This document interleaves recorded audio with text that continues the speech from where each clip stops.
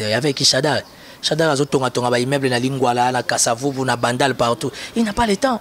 Shadar il sait que la question sur l'Est, c'est une question qui ne dépend pas de lui. C'est une république de Robert Telango Maboko. Et l'oko est lié à Banamboka Torotélément. Être prisonnier du chef de l'État et être prisonnier politique. Il y a une différence.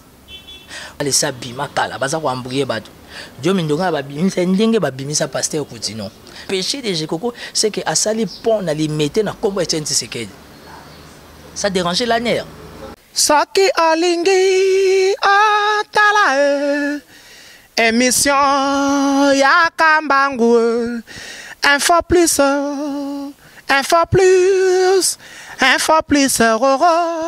aïe aïe aïe aïe na cliquer na koti YouTube na tala info plus pona mona bansango ya miziki ya culture pea makambo nyonso ezaleka info plus tala pe mona info plus otala.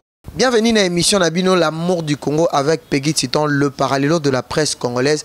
Émission vraiment, et puis ça va ban poto ban dans le monde entier, plaisir parce que eza émission moko vraiment de la kamini kola qui ça vraiment bande qu'on a biso ba vivre en étranger, ndenge ni situation politique na biso, ndenge ni ba kinois expérience ni bazali ko kozanango na mikolo oyo ba crise politique toza nango makambo yo ya mabe ozali kolekana na Kinshasa pe en plus tokolobela mingi makambo yo lelo yo tolobi ke toza na makambo mambi etali élection 2018 oyo élection ezali to ezate yango lelo ngai Peggy Titan ndenge na lingaka mingi komemela bino vraiment ba information pe ba actualité politique na koyambela bino mwana mboka na sur boyebié. Il est vraiment azarana biso mingi parce que akoma na ye ami du peuple il est babenga kaye Timothée le noir parce que yazali moto oyo vraiment lo baka sembo na misu na bino surtout bato boza libanda na mokili mobimba pour na boye ba nini l'amour du Congo lelo akoloba nini parce que alobaki libosot mbalo azoloba makambo ekosalema le 25 ekozala to ekozala te parce que pas zalaka na cardinal Tata Mosengo. Lelo Timothée le Noir déjà dans au PSAE Mbote Timothée le Noir. Mbote Titan, merci pour l'invitation. C'est vrai tu m'as pris à pied levé na outi hôpital na Zobela. Tension ils ont dérangé ma cassi. Et puis na auto salle avec examen, on me dit que je suis empoisonné. Bon, on a évité sur na simba ki ngo wapi, so inalia ki nini. Bon. Nous autres vraiment na kwa ko ma cassi mais comme j'ai beaucoup de respect, considération pour la bande de diaspora. Bande konanga ba combattants que j'aime beaucoup, auto se soutiennent mutuellement dans quatre combat il y a délivrance parce que je ne veux pas utiliser les termes liberté, combat délivrance. Merci pour l'amour du Congo, merci pour l'invitation, je suis là. Malgré santé quand on est dans le besoin mais on va essayer d'analyser les faits pour aider bandeko, comme on dit en français quintessence. Il y a ma solo, il y a ma nomination, il y a ma révocation, ce qui va se passer les 25, je suis à ta disposition. Merci beaucoup mon amboka Timothée le Noir. Dans l'actualité, je suis sur la Italie, Maramba Utaki Uganda, et Utaki Rwanda, où les lois ezali na kati ya province ya Kwilu na Kwango, où ezali tiché. Mais tout le monde vraiment, l'autorité a mboka on dirait mon na bango bakangi, parce que bandeko bazali bandandi bazotu na biso bamona ki ndenge bilili ndenge internet les lois eza partout dans le monde, balobi ke bangombe wana baza empoisonné. Mais tout le monde, gouvernement na biso en place, na ba Konzamboka au bazali na kati ya gouvernement, c'est comme si se sentir un peu mieux par rapport à kolobela likambwango. Siko na Kwilu na Kwango ba osuka boni pona ba élévateur wana ba utaki Uganda au bazana kati ya mabele wana. Tu t'imagines ba uti Kwilu na Kwango, mais moi je suis venu apporter une précision. Gouvernement na biso sur ordre ya Chibala o ya Zuyango esika boye ebi Bauti tina bukangalonzo pour faire comprendre bateau bazana ba bilanga bateau bazana ba élevage na bango ke à partir de bukangalonzo ke ba yamba bangombe wana. Je suis désolé Ndeko Titan, aujourd'hui Adolphe Mozito a des sérieux problèmes. Pourquoi? Parce qu'il a été le premier, il y a BDD, il y a Bandundo à dénoncer qu'il est cambouane. Et vu que la pression était trop forte, il y a gouvernement. La délégation mais c'est vraiment un échec parce que On n'a pas le choix. Bangombe, dans quelques jours, je crois d'ici déjà la semaine prochaine, ce week-end, la semaine prochaine, Bangombe va au à Kinshasa. Ça veut dire que l'ordre est venu de très haut. Bangombe, l'équipe a barrière sans problème. Bandeko ya Kwango na kuil bangia ba télé mais na pression, représailles. Il y a un service. Les lots bazar se diriger na Bukangalonzo. Quand on parle de Bukangalonzo, il faut s'attendre plus ou moins dans 1 ou 2 jours à Kinshasa. Malheur à la population, c'est une histoire vraie. Parce que la députée a Bantu va confirmer en gros. Les réseaux sociaux ont confirmé ce qui est vrai. Donc désolation est totale. Que faire? On les pas nanan. Mboka ezotambola bongo bateau bazo diriger mboka bazana bango sans cœur, sans état d'âme. Malheur à la population. Donc Bangombe wana ya poison utaki Uganda dans les 48 heures 72 heures ezokota Kinshasa. Lokana Kinshasa pe musuni za lix bato ba sa abon. Ba kondima kokufa me bali aka Ngombe. Choix ezate. Merci beaucoup, mon Mboka Timothée Lenoir. Parlons maintenant de l'insécurité à l'est du Congo. On voit tout le monde a la chaîne nationale Nabiso, la chaîne Moussoupe, la chaîne privée, locale, au Balaxaraming, Mingene, Bafar, Dessé Nabiso, Bazali, Kobunda, Kuna Libanda, mais l'insécurité, ils allaient toujours continuer, toujours mon abatna béni, toujours massacré. Au moins, les dossiers, il y a Est. Ne touche même pas. Son mégo touchant, une semaine et belé baoliayo. C'est un coup monté qui vient de très loin sous la bénédiction de notre gouvernement. Tu t'imagines que ce qui se passe à l'est du pays, na Beni, na Babutembo, Nyonsoana, Bruno Chibala n'a même pas la même mise. Qui gère sa point d'interrogation? Ça veut dire que le pays est en train de vivre des moments les plus... Alors le ministère de l'Intérieur? Est-ce qu'il y a un ministère de l'Intérieur avec Ishadar?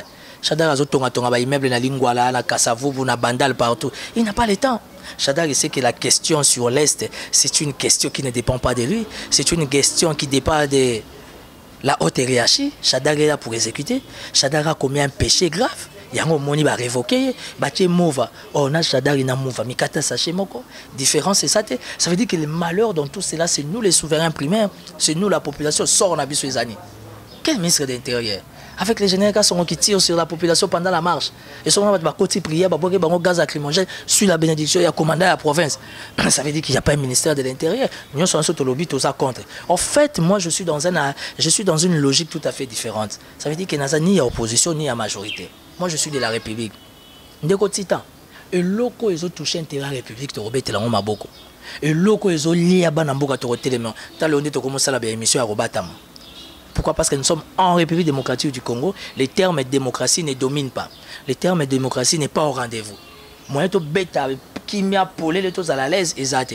Pour ce que meki anera oliayo, service spécial oliayo, demi-up à oliayo, demi-up écoute kangaba soda mais comment kangala ba civil. Raison pour laquelle, pour te dire que je ne suis pas kabiliste, hein, mais j'encourage la nomination de Maître Mbouyo comme conseiller spécial à la sécurité.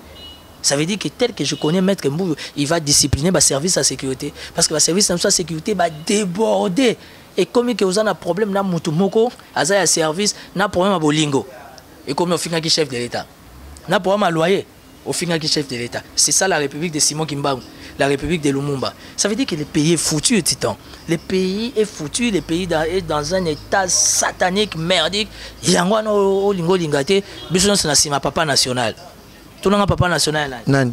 Toi, tu as papa Moro Nambogo. Comme Cardinal. Papa Laurent. Bana poto, tu as papa national. Biso tout n'a papa national. Choix exact. Pour eux, il y a biso tata, tu vota Kabila. Il y a mon comment télémé la biso. Azotinda biso ba koliti na yeba attaquer biso. Bazo beta basango bazolonga basango bien bazolonga ba maser maputa. Tout ça aboni. Analyse ni ko sala Nathan Oyo gouvernement a préparé l'élection mais au moment on a des nominations déjà et bani ko sam pour na monsieur Shadari ndenge balongole na intérieur vis-à-vis na makambo to cholobela par rapport à la sécurité intérieure to lobeli makambo kwa on peut to lobeli makambo il y a est peut-être papa Mokonzamboka na makampe ya Kasai to ko bosa est-ce que Mokonzamboka cause en a raison té na période oyo à ça la dénomination. Je suis venu te conter, tu es un journaliste professionnel d'investigation. Il faut que soit ta diaspora qu'il n'y aura pas les élections. L'élection fait qu'on est nanga, ça n'a pas de sens. Mais tu vois que quand tu dis comme ça, c'est comme si on va apporter les sous-sous. On est manifestation à ma manifestation à ma bézate. Moi, je suis un républicain. Je suis ni pour l'opposition, ni pour la majorité. Moi, mon combat, c'est la République. Aujourd'hui, je suis empoisonné dans une émission, dans une melakis. Parce que dans un sec, dans 4 santé, à mon boulot. Je suis venu parler pourquoi? Parce qu'il faut aider la population. Statistique, il y a UNESCO, il y a plus des années, nous avons 80 millions d'habitants. Na 80 millions d'habitants, il y a 46 et demi, 47 millions de enrôlés. Nanzelani. Il y a Nanzelani, na Congo central, na bande de Nanzelani, bateau bazana mboka wana ba aucun de s'enrôler. Ça veut dire qu'il y a déjà un tricage qui est bien préparé. La tricherie au rendez-vous, et ça là il y a papier, et ça il y a machine, tricherie ça li. Mais ma solo ya papa Mukondina, Corneille Nengo te kozala kalaming te kuna na kati ya bureau na bino kuna. Mais c'est comme si Asiraki Asiraki papa Mosengo, c'est comme si est-ce que maloba wana biso na yo to yebi. Corneille nanga salaire. Cardinal Atielo Boko, Akangami na Mutambut, Mugoga Sango. Le combat est spirituel. Toujours bunda physiquement, toujours bunda spirituel. Ce pays n'a pas besoin de la liberté. Ce pays a besoin de la délivrance. Qu'on a fait une grosse bêtise. Babylone, on a boutou et bisa qui était. Bozo bundi sa cardinal, ou sous cardinal Atielo Boko, Akangiot. Mugoga Sango. Ngalo ba makambo belé batu andimangate. Hein? Tuna ba Mario Ambongo, batuna yo yebi, ba Gradi Mouya, ba Yannick Stopira, j'ai dit des choses en 2015 qui se réalisent aujourd'hui. Ndeko, comment il s'appelle, il connaît Nanga fait la volonté de Kabila. Or Kabila a un souci à majorité. Kabila il vit par rapport à un programme, ça veut dire sa carrière politique, sa famille biologique, tout le reste il s'en fout. Tu peux imaginer quelqu'un comme Shadak Nenga Bunda n'a pas perdre, regarde comment il s'est fait révoquer. Le coup la chaussette est toboka, tu suis à mon lingi, tu bois qui na poubelle. Aujourd'hui, si au conditionnel, Kabila a des conditions à cause de Kimbuta, bizarrement, ils ont koufate. Là, on a casé les pas ou ils ont koufate. Bana poto botel anga likambuti, si quoi ils ont koufate. Ezanine. Batloka ba Kimbuta, batloka ba Shadak, batloka ba Mova. Mova na Shadak, Mikata Saché Moko. Tu penses qu'ils vont aider les chefs de l'État? Ils vont pas aider Kabila. Et les malheurs dans tout cela, toute la charge, ils ont quitté l'école à Kabila. Normalement, de par les respects des principes, na mo vana chez Okitun, de faire long la nan, faire long la chez Okitun d'abimisa oh nyoso bino boyebi na internet. Ça veut dire que les pays passent un moment très compliqué. Les pays passent un moment satanique, un moment médiocre, mais le plus important, bisoba na Yesu Christ de Rolonga. Changement, bacha iglesia, rien à foutre. Chibala yo na primature toilette et tonda. Primature ezaka na papier hygiénique. Tout nangana a géré la primature. Bana chibala. Ça veut dire que moi, na Chibala soit na tonga sepeli na policier tabi yo longo musala. Moi na Chibala soit côté na conseil mon na couloir ba tout tani abi o yo tout tanga yo tenga na mon premier ministre au longwe. Donc quelle république? L'autre comme peut sa Coutinho raison, sauvons le Congo. L'autre comme peut sa Ngwanda raison, le pays est vendu. L'autre comme peut sa pasteur nani plutôt le docteur Mokwege raison, l'homme qui soigne les femmes, a soigné Kinshasa c'est ça na Bosenga. Donc bref, on parle pas pour le plaisir de parler, mais nous parlons parce que le pays est malade, le pays souffre avec des médiocres comme des Chadar et des Mova. Mova Roma Olamba Foufou n'a pas perdu. Mova Roma Onguluma na pelouse. Mova sala association à Olive, bazu bana basi ba telengana ba lukara misala, bazoluka mibale bazo trouver ba foyer bato les olives. Et vous allez prendre une personne comme ça. Moi, je connais Mova depuis très longtemps. Un bon professeur. Professeur a commandé Mouta Yolé là. C'est ça la majorité. Il y a un moment où on a posé ça, il y a débat. Bon, mais on a papi tambawa. Bon, mais on a kota libala, on a bobenga genan. So gimbinga zora kota libala, tata mukolo bo. Bon, mais on a tout ça à débat. Et on a mémélangé la mort du Congo. Mais on a tout ça à débat. Tout nana, nana yagina nani. Na expliqué que mboa su mboa. Est-ce qu'on dit que le Chada va boire qui c'est bon? Au moins, il m'a vendu à ça. Va boire qui c'est à la mingité. Pour bateau, on a un musée, faut boire qui s'abat, on a terre comme à vide. Tout le bagage vérité belé, mais bateau quand ça en blablabla. Donc voilà. Prisonnier politique. Na kaya comme Lumba, oyo bande on a besoin de bande baba qui sont kutani na Timothée le Noir. Maïe a fait sa rabiso pe ba information est-ce que kaya je comme Lumba et comme boni pe maloba oyo tata mokonzi aloba ki ndenge pe basola ki na bino bato ya 5 ko bimisa ba prisonnier politique de Mindonga là na ndeko na biso nani baza Misato je crois Jean-Claude Mouyambo. Titan, je vais t'aider. Na olinga olobela makambo wana mibale olobeli pour ma prisonnier politique pe olobeli kaya ndeko na biso je koko oyo bandeko a poto baza na besoin ya koyoka. Comme Moustapha Zoumenga Batamo du Congo Balana. En politique, il y a une différence. Être prisonnier du chef de l'État et être prisonnier politique. Il y a une différence. Mouyambo est le prisonnier du chef de l'État. Jekoko est le prisonnier du chef de l'État. Et pour ton information, Dieu Mindonga le sabima kala. Baza ko ambouye bato. Dieu Mindonga babimisa ndenge babimisa pasteur Coutinho. Ba signé ça et Mukanda. On a droit à kolobele côté. Tozo bimisao vanda kimia okende poto okende se faire soigner. Mais biloko ba beta dio mindonga na nzoto na éviter so dio mindonga ko telema debout ou bien dio mindonga so komi liboso moi si soka kokoka. Et loko bomi Jekoko ayoka ki Francis Kalombo te. Moi je n'ai rien contre Moïse, mais na lingaka Moïse était parce que Moïse a sa gagé à Kabila. Mais Francis Kalombo a vient nanga ya pigeon to connait na pigeon. Ndako Francis Kalombo tango zo tonga mabiso ba témoin. Biso to ba taliboso to yo soka na piscine na Francis Kalombo. Aza vient nanga aza na sima Moïse Katumbi. Francis Kalombo dit à Jekoko, ngana zaki na yonga na mémoire na cop. Parce qu'il faut dire que c'est Francis ndem ta mémoire Jekoko na sentir à Kabila. Et kokota ke sange ko mobolo. Jekoko a vu politique a commission ngo loko la comédie. Il a travaillé à la majorité, à l'origine majorité à Kepota zone a commis MLC, MLC a commis UDPS et le péché de Jekoko c'est que à sali pont na li mettait na combo Etienne Tshisekedi. Ça dérangeait la nerf. Et puis il y a une chose qu'il faut pas oublier. Atako balbake Kabila ngo il est mauvais. Kabila Fazonga na katsabo monto en tant que papa, Jekoko a mené des actions sociales au nom de Kabila. Jekoko n'a jamais travaillé au nom du PPRD. Jekoko n'a jamais travaillé au nom de la majorité. Jekoko a toujours travaillé au nom du chef de l'État Kabila. Aujourd'hui, la majorité de Kabila, Bazako a assumé bureau, il y a droit de l'homme à niveau des Nations Unies. Bondimi en plein 21e siècle, Boyako Sambi Samoto na mbeta hôpital.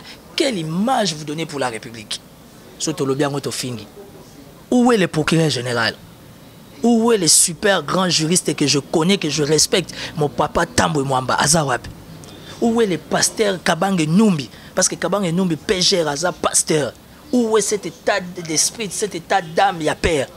Quelqu'un n'a pas à l'hôpital. C'est quel pays? C'est quelle démocratie? C'est quelle loi? Je crois que Jida, je crois que Yesuta, je crois que comme Jida. Moi je connais Jekoko de loin, depuis la deuxième République. Elle a géré parking Yanino, il y a galerie présidentielle. Nous avons une assemblée provinciale, tant qu'on a secrétaire à Daniel Botet. Qu'est-ce que Jekoko n'a pas fait à Kingabo, à les mettre au nom de Kabila? Et quel est le péché que Jekoko a commis pour mériter à mériter? Quel est le péché que Mouyambo a commis à mériter à mériter? Si tu parles de tout ça, où est Franck Dion? Franck Dion, l'élo oublié. Franck Dion, condamné. Ça, c'est quelle majorité? Pourquoi la majorité ne supporte pas qu'il y ait des opposants? Franck Dion va Salani. Franck Dion va bétailler Niamanazamba, tout ça va. Donc, bref. Majorité Zabongo. Biso souverain premier peuple tona li kamba olwate. Et on va tapoto ba comprendre ce que tu as dit. N'a beaucoup opposants zate. Ce que opposants za Katumbi. Il faut le voir makamba ba Franck Diongo, makamba Moïse, yabanani, yaba Jekoko. Mutuna yo bobenga nani, ce qui fait. Félix Tshisekedi fait léger les Kabila. Je suis venu le confirmer, Moustapha Zouanga. Félix Tshisekedi. Mais il est candidat présidentiel.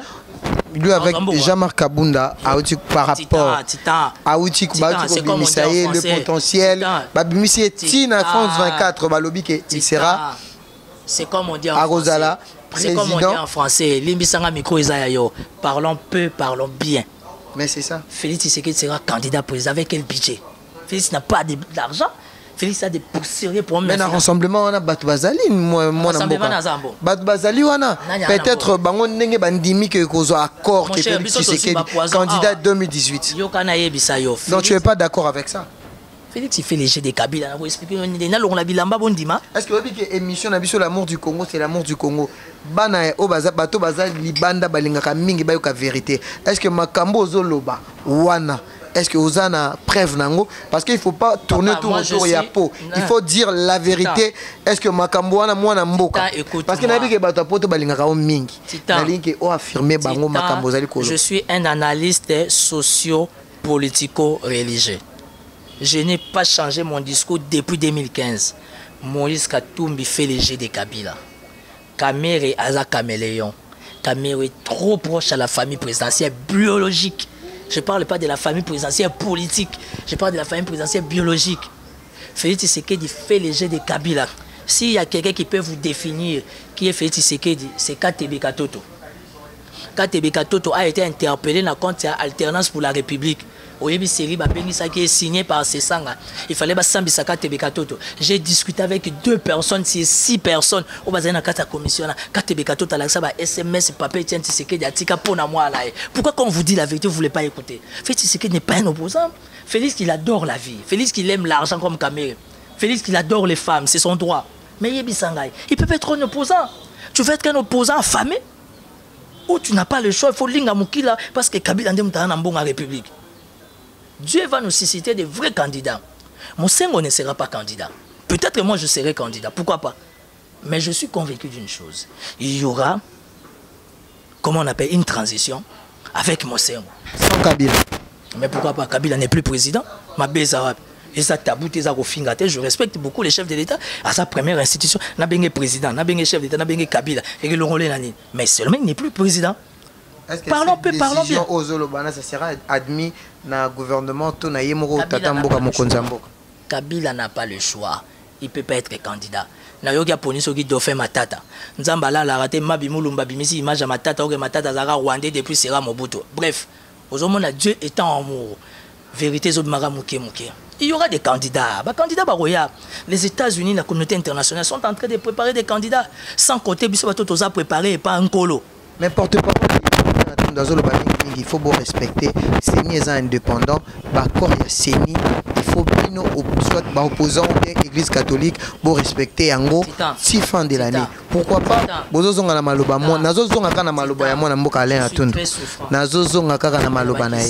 Je suis empoisonné. Nazo mia bakisa bokoko pona na mbonga osomba kisa mondelete. Et on a signé bata diaspora bonne fois ba benganga plus 243 84 017 55 60 plus 243 84 017 55 60 bata poto ba benga batinanga mbongo nazo traitement. Faisons au plus na koyeba ndenge ni biso nde tolobaka vérité est-ce que mabeke yela ebanité. Je t'informe que Dieu va nous faire plaisir. Kabila il est conscient qu'il est fini. Pour preuve atiki on va pourtant likambo na bango ya nini ya dauphin matata ye on a penzamba la raté ba confondre. Ça veut dire que c'est payé dans la volonté de Dieu. Il y a quelque chose qui va se passer. Et moi je suis content par rapport à la nomination de Maître Mbouy. Kabila a toujours dit qu'il cherchait 15 personnes. Malheureusement déjà vers la fin a trouvé qu'un conseiller spécial à la sécurité Maître Mbouy. Parce que Maître Mbouy il faut discipliner ANER, il faut discipliner services spéciaux, il faut discipliner la police parce que la population ils ont koufa lokwa bantaba lokwa bangombe ou bauti Ouganda. Non. La vie humaine. Et aujourd'hui, mon pays, la République démocratique du Congo, avec mon gouvernement de Tchibala qui est faible, pour Tchibala dans sa concurrence, na Chadar, Chadar soit Sombia, ya Sombia. Chadar a Sombia, ya Sombia. Tchibala a Sombia, Chadar a Sombia. Ça veut dire que mon pays a besoin un peu de la dignité. Et je t'assure, je te confirme qu'il n'y aura pas des élections. Pourquoi? Parce que c'était déjà un coup préparé. Toi et moi, on ne voit rien. Mais le Dieu qui voit tout, il sait. À vous permettre, mon cher Nzali Leki Namboka, souffrance et Leki, les lots qui m'ont tapé si hors des pages génétiques sont bazo bêta, ba maman 60 à 70 ans. Ba maman bazo teka na bitula, na wenze, na gambela, na masimanimba, partout, ba maman bazo teka ba fofo, ba koni, ba maman bazo bêta mabutu na moi. Nous sommes dans quel pays? Et nous voulons que nous allons aux élections à Bato Bongo. Mais il y a un salvapado. Dernière question, on a Mboka Timothée le Noir. Vraiment, et ça n'a pas été empoisonné parce que biso doza na ba combattant du peuple na bino bato batala rapso libanda otomemela bango la vérité. Dernière question na ngazali qui na ngana tunayo le 25 février surtout za kaka so que comme makambo bande ko na biso baza na poto ba benga parce que connexion ko zalate makambo belé ko ba ko kata yango bana poto botelema. L'église catholique encore a tindi lisusu bato na balabala bakende lisusu ko sala lisusu messe na ba église. Église catholique a tindi like donc c'est ça like. L'église catholique a tindi batoté. En fait aujourd'hui la population est dépourvue. Na ngana si ça non mutuna na ngai. La population est perdue parce que bino bataba internet biso to mo bangela bino. Pour besoin kende trop na position la majorité. Bana poto. Est-ce que yebi ke bibembe misusu? Est-ce que yebi ke bibembe misusu za na mort si lelo? Si lelo ministre ya genre et famille nani ministre ya nani moi je suis au communiste la nani ministre ya droits humains madame ouais Mouchebe quoi si le bibembeza na mort makambo utaki ko lekana la fois passée nanu kutu basilisi yango te et lelo ba chrétien catholique lisusu bazo kende lisusu kaka place ba fait zo salema. Est-ce que mbalo le 25 février bandeko bazo landa biso na poto mwana mboka Timothée le Noir olobaka bosolo?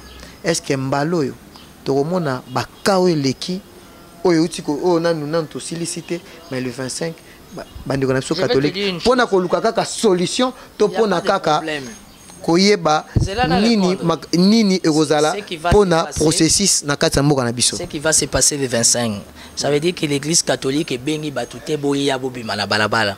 Le peuple a compris. du fait qu'il n'y a pas un opposant, il y a pas comment dire, un opposant digne et crédible.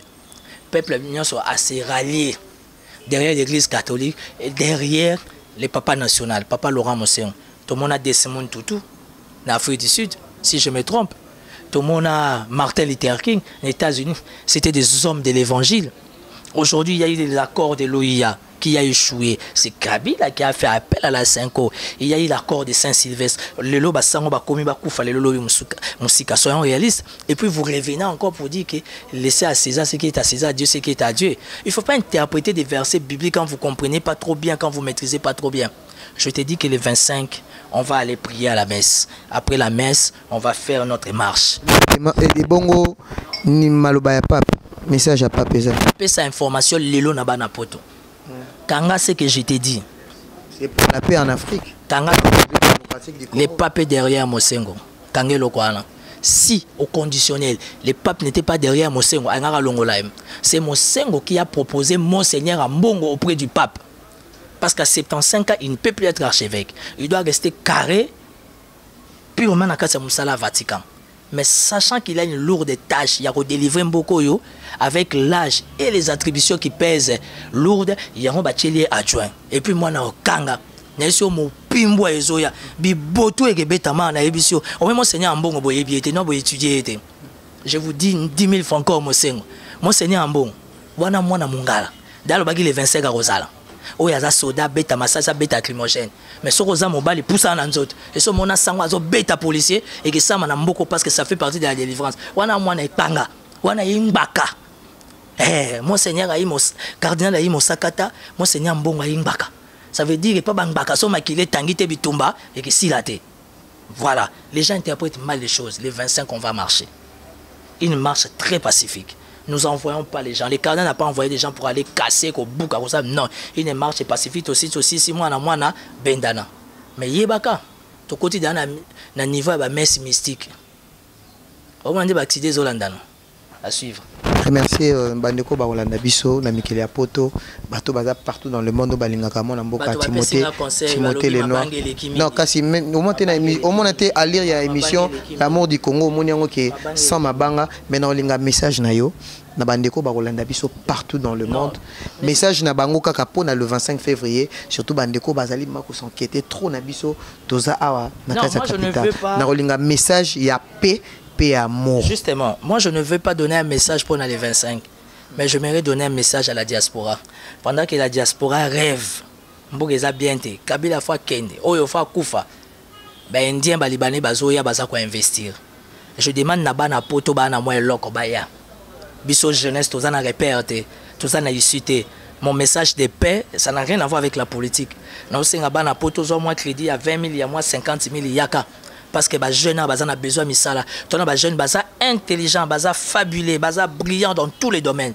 Na lingi na motiver bata poto o kuna Kabila wa mabata o kuna anya yo saka politique te anya ka kangonde Kabila ko bomonde ni ayebi ota bana poto bata diaspora boya zo moi crédit no ya 20 000 ya 50 ya 100 000 ya kabiso tozali to ko oriento to ko peso boule parce que jeunesse ça a besoin musala boya bo pesa ba jeune musala boya to créer ba opportunité ba cyber ba maison de réflexion ba boutique ba maison ya construction ba société ya transport parce que kimbuta société transport comment ya ba indien donc na Tintin, donc bref, bana poto o ya moni kazana quelque chose yaka.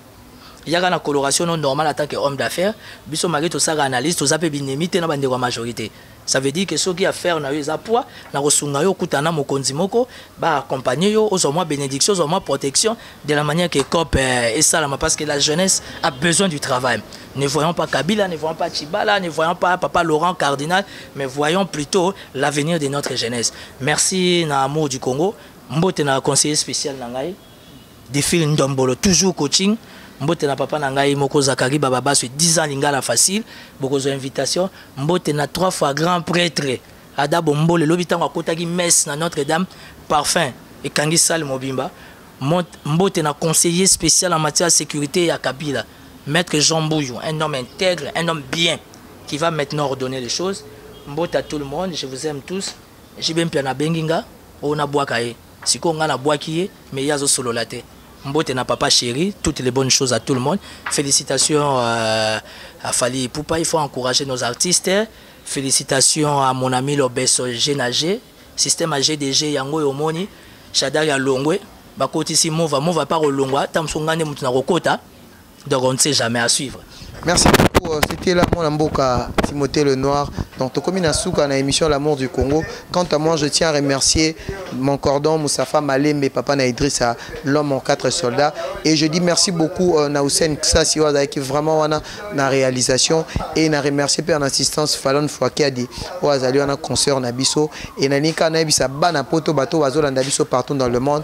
Agence Ngoma Business et Namasolo Asika. Bato Nyoso Bazana Poto, en République démocratique du Congo. Bolingi Botinda Bana Bino Toba Cousin. Bakende kosala ba étude na bango en haute technologie na mboka ya Russie na mboka ya Poutine donc bobenga na numéro aux affiché wana donc grâce à Moustapha Malembe donc je dis merci beaucoup à toi Babi Mboli agence Badem Oversi et René Mikobi ozali kolandanga Babi agence Troika soko lingi fama omona bango kende na Belgique okomona bango na pesi merci beaucoup na papa na Jorsia hein joli mabeka balobi papa na Jorsia mabeka bébé na biso ya sika ici aye papa na Divine mabeka pe Messi mabeka Eric la papa zali kolandanga na États-Unis kuna alingaka Saki alingi atala émission ya kambangu info plus